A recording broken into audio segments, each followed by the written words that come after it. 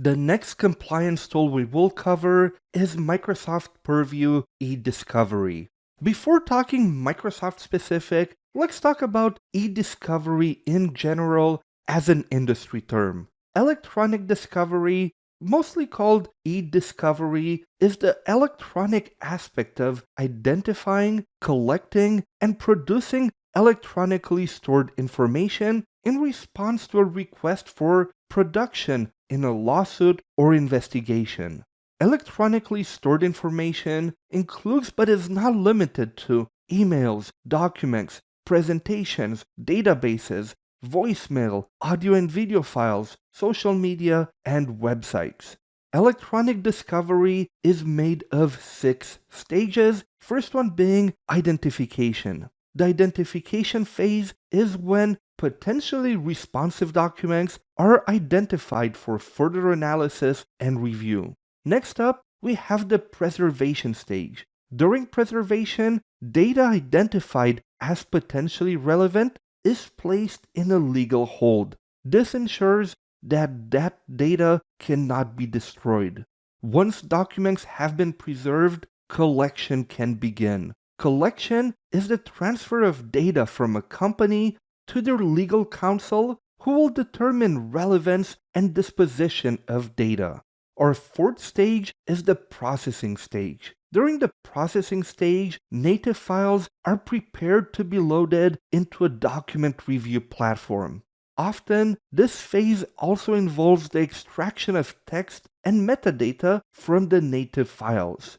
We then have our review stage, where specific documents are reviewed and only data that is relevant to the case is kept. Lastly, the production phase is where documents are exported in their native format or in an industry standard format and turned over to opposing counsel. Those are the basic stages of eDiscovery, but now let's see why that is relevant for us in the Microsoft world.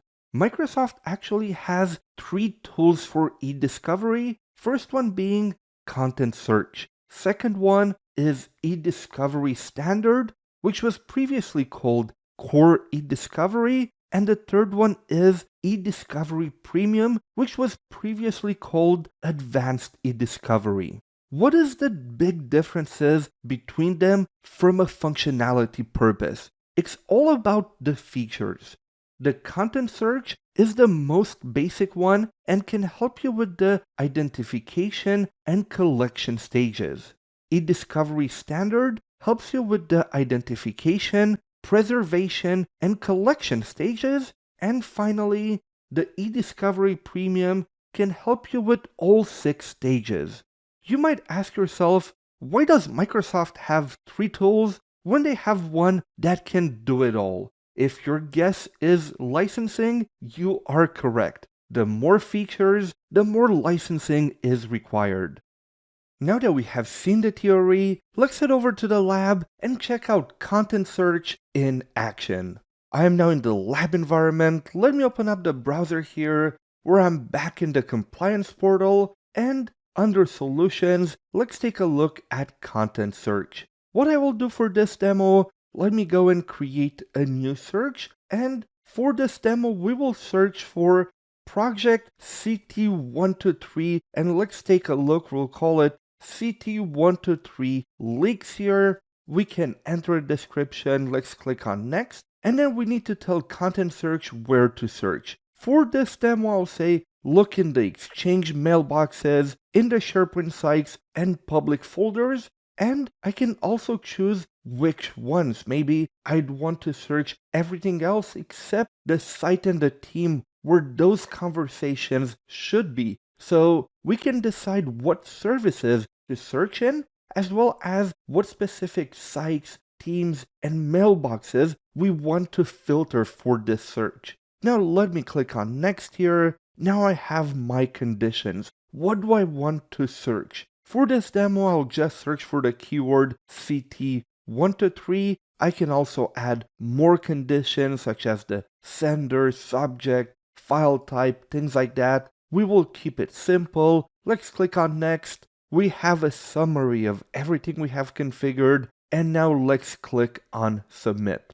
After we click on Submit, my search will be created. It shows up over here. And as you can see on the status, the search is starting. So what I will do now is I will pause the recording for the 2 to 5 minutes that it will take for this search to finish. It might take longer depending on how much content you have, but in this demo tenant, I do not have a lot of content, so it should be quite fast. Great, so it just finished, so let me take a look, and let's take a look at the items that it found. So it will take a few seconds to load again, shouldn't be too long, but if everything goes fine, we should have some Teams messages in here that Content Search has found. There we go, it finished loading, and here's an example that we see from a Teams message. I have "Hello Vanessa, don't tell anyone, but our new product called CT123 will launch end of September." So I was able to find this message in a Teams chat, and as you can see, the keyword is highlighted in here. So this is an example of an eDiscovery tool, the most basic one in Microsoft's eDiscovery solutions, but this gives you an idea of how you're able to find all of the content that relates to a topic that you might need for a legal case. This is it for this demo. Now let's head back to the slides and talk about Microsoft Purview Audit.